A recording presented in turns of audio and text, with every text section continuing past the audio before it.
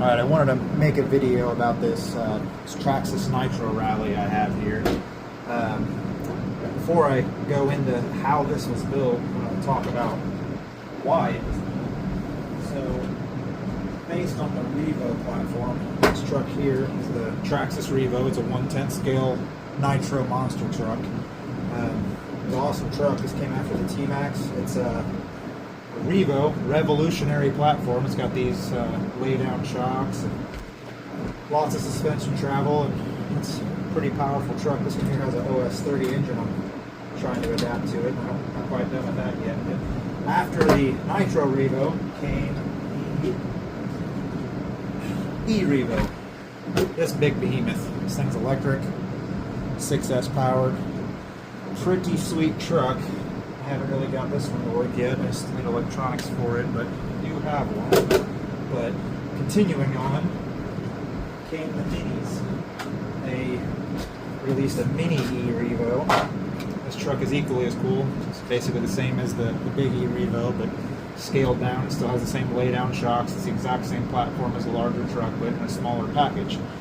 Traxxas did something pretty cool with this platform. They released quite a few models based on this platform. My favorite is the Mini Rally. They turned the Mini E-Revo into a 16 scale rally car. This one has a cool Chem Block body. They had a few of them that were just a regular rally trim without the Chem Block livery. But this one is the Chem Block car. I got to thinking, if Traxxas could turn the E-Revo into a Mini Revo into this, why can't I turn the Nitro Revo into a rally car? So, I don't have one on hand, but Traxxas did turn this Nitro Revo chassis into a short horse truck. They did that, called the Slayer.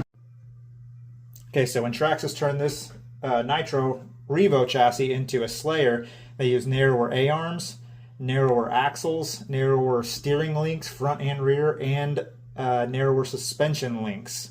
Because these suspension links reach out so far on the Revo platform, the mounts are a lot narrower on that truck, so you need narrower suspension links as well. They did come out with two versions of the Slayer. The first version had a silver chassis. It didn't have this gap here in the center. The shocks are a lot closer to the brake disc here. There wasn't a gap. And the A-arms were slightly narrower. Now I can go dig out some A-arms to show you guys. They're quite a bit narrower on the original Slayer than they are on the current Slayer Pro 4x4. And you need those super narrow arms in order to fit the tires within the body on the Nitro Rally setup. Went and dug out one of the arms from the Slayer Pro 4x4, and this is what I was talking about. You can see this little ridge here. If you were to chop that off there, it turns this Slayer Pro arm into a original Slayer arm for the Nitro Rally. You don't need to buy the original Slayer arms. They are available. They're getting harder to find. You can just chop off this much right at this ridge, and then you can use this block here as a guide on the other arms so you know how much to take off, because the other arms don't quite have that ridge, but they need to be cut down the exact same amount. Now there are two separate chassis you can use to go about this. You can use a Revo 2.5 chassis, or you can, if you can find it, the original Slayer silver chassis. The only difference between these two chassis, they're both the same length. However, the silver Slayer chassis for the original Slayer has a larger cutout for the transmission. This allows you to install rear brakes, and you can run a front and rear brake setup, which allows you to adjust the brake bias between the front and rear. It also allows you to install a center differential. Without that center differential, you can't really do your brake bias because the two sets of brake rotors will be locked together. But once you install the center differential, the rear brakes, and it will fit directly into the Silver Slayer chassis. If you use the Revo 2.5 chassis, you can still install those parts, but you have to use a Dremel and open up on the back of the where the back of the transmission mounts. You have to open up the chassis a little bit and cut out a bit of that aluminum. The other thing that I did to these shocks was I added 20 weight fluid, and I added fuel tubing to the shock shaft inside the body and outside. And what this does is it limits the shock travel both in the down and up direction. The Revo/Slayer platform had tons and tons of suspension travel, and for a rally car we just really don't need or want that. So without the fuel tubing on the shock shafts, the tires would contact the body, it would bottom out, and then when you'd lift the car up, the wheels would droop a crazy amount, and we didn't want any of that. So it took a little bit of playing around with the fuel tubing links. I can't remember the exact length that I added inside and out, but you'll have to play around with it. It was different length inside and out and front to back, so I just cut the tubing a little bit smaller, tried that, cut it a little bit more, and kept doing it until I found the exact length that I liked that worked with this setup. Now once you get all those parts and get all that done, the car will be almost narrow enough to fit under this body. If you look, there's still a little bit of wheel poke on both sides.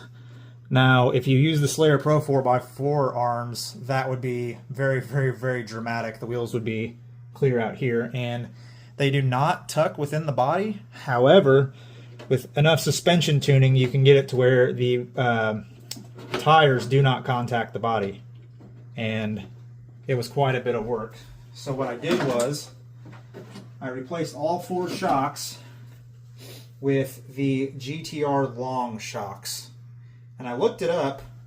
The standard shocks come on the Slayer Pro 4x4. The long ones are actually shorter than the standard by like something ridiculous, like 1.5 millimeters or 1 millimeter, something crazy short.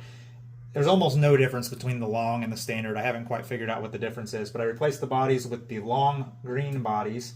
I used the Jado front springs, front and rear, with the green stripe. And I really only did that because the rest of the car, everything's green. I wanted the green springs to work, and they did on the front. On the front, there's great rebound and damping. On the rear, it just doesn't spring back like it should. So I'm replacing these with, I believe, the gold or the silver springs. I'll have to double check, but they're a little bit stiffer. The green ones are not stiff enough, even with a bunch of preload on the springs. They're just not stiff enough for the rear of this. It does handle okay, but I believe it can be better with different springs. The other mods needed to make this car a rally car in my eyes. I added a rear diffuser. This was designed by me. It's 3D printed. I'll have the file on Thingiverse so you guys can download it. The rear body mount is a Proline extended Summit rear body mount that I cut down. The reason I use this one is because rather than having nibs that stick through the body for the clips to attach to, this one had screw holes. I believe they were M4, and I bolted on these body magnets. I'll show you later how that attaches to the body.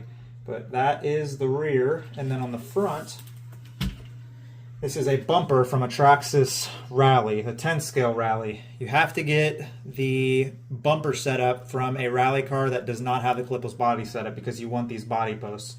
I believe it was 4 or 5 different parts. It was the bottom, the foam, the top, and then I think I had to buy the posts separately. I cut this piece flush here and then reattached it to secure the hinge pins. And then I'm not quite done with this front bumper setup. You can see here that I had to cut the front skid plate in order to clear the bumper. I didn't cut it very cleanly, and on this next one I'm going to do a better job, but my plan is to epoxy this bumper onto here so that it can't flop around, but it works quite well as is. The body attaches to the car, fairly securely, and it lines up perfectly with the front wheel wells, rear wheel wells, and the body posts. The only issue I have with this setup is my magnetic rear mount. I'm going to change that out to a slot and tab type setup. There's going to be a slot mounted to the rear body post and a tab on the body that slides into that to secure it, because when this thing flips over, the body does sometimes pop off, and it's quite an annoyance. As far as gearing on this setup, I tried quite a few different gearing setups, and I ended up with 18 on the clutch bell and 36 on the spur gear. That gives a real good mix of torque and speed. I initially had the stock Slayer Pro 4x4 gearing on there, and it was just way too slow. These smaller tires couldn't get a very good top speed. And then I went to 1830, and it was way too fast. The engine got over 300 degrees, but I bet it was doing every bit of 65, 70 miles an hour. This thing was a rocket. I eventually settled on the 1836 gearing, and it seems like it's a good mix of speed and torque. However, ever since I added this gyro, I think the car can handle a little bit more speed. So I'm thinking about either stepping down to a 34-tooth spur or stepping up to a 20-tooth clutch bell. I'll probably try the 20-tooth clutch bell because I have one of those on hand, but the car is just a lot more stable at speed with this racing gyro. Continuing on to the gearing topic, I have heard that the Revo has a different internal gear set in the transmission than the Slayer does, so it's probably best to start with a Slayer Pro 4x4 so you don't have to worry about the internal transmission gearing. But if you do start with a Revo, keep that in mind. You might have to change some of the gears in the transmission in order to get that speed that you want. As far as the tires on this specific car, these are just some 1/8 scale on-road tires I had ordered off Amazon. The brand was Chanmu. And then I ordered some generic hub adapters that were green as well to match the rest of the green anodized parts that are on this chassis. But yeah, that's basically it. You know, based on the Revo platform, basically a first-gen Slayer with a bunch of suspension tuning, fancy front bumper, rear diffuser, and a rally body, man. It's by far one of my favorite cars to rip around. It has tons of power with that big block engine. It slides nicely. Everybody asks me where they can get it. They can't. Traxxas don't make it. I do. So, hope you enjoy it.